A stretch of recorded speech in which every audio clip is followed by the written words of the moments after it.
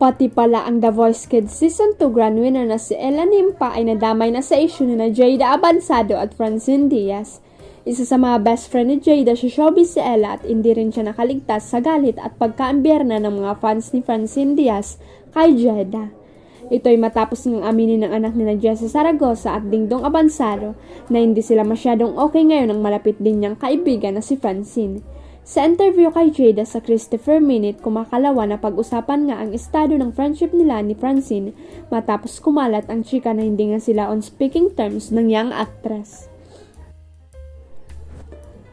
Ang dahilan nagpa-picture raw kasi si Jada sa dating friend ni Francine na si Andrea Brillantes nang magkasama sila sa isang event. Big deal daw ito kay Francine kaya hindi na nito pinansin umano si Jada. Para sa pagpapakatotoo po, matagal na rin pong hindi kami nag-uusap ni Francine. Siguro po ang huli ay noong birthday niya na binati ko siya in private. And magiging honest po ako na may mga nangyari po na hindi pagkakaunawaan sa aming dalawa o nagkaroon po ng disagreement. Hindi naman niya sinagot ng diretso ang tanong kung totoong nanligaw sa kanya ang collab team ni Francine na si Seth Fidelin. At ito na nga, hat na hat ngayon ang isyong ito sa social media dahil nga galit na galit ang ilang fans ni Francine kay Jada. Kine-question nila ang pagsasalita ng dalaga tungkol kay Francine. Finally ay makakauwi na ang kapamilya actress na si Rian Ramos matapos itong ma-stuck ng ilang oras sa Dubai International Airport. Isa ang actress sa ilan pang mga pasahero na naantala ang pag-uwi dahil sa lakas ng ulan sa bansa na nakaapekto sa operasyon ng paliparan.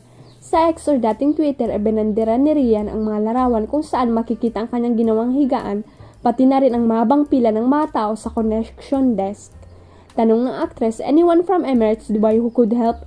We need to rebook.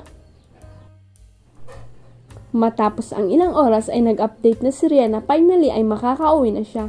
Hallelujah, thank you Lord, saad niya. Sa iwalay na tweet, ibinahagi niya na isang milagro raw ang nangyari.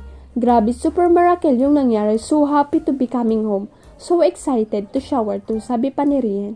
Nag-post rin ito sa kanyang Instagram stories ng mga larawan mula sa kanyang karanasan sa pagkakastuck sa airport. Chika ni Rian, 2 araw na rin siyang nanatili sa loob ng airport. Going home after sleeping on our 4th floors. Thank you Lord, saad niya sa caption. Nag-comment naman si Michelle D sa post ni Rian. Anya, come home safe please. Huwag kalimutang i-click ang subscribe button at i-ring ang notification bell para sa latest at legit chika updates.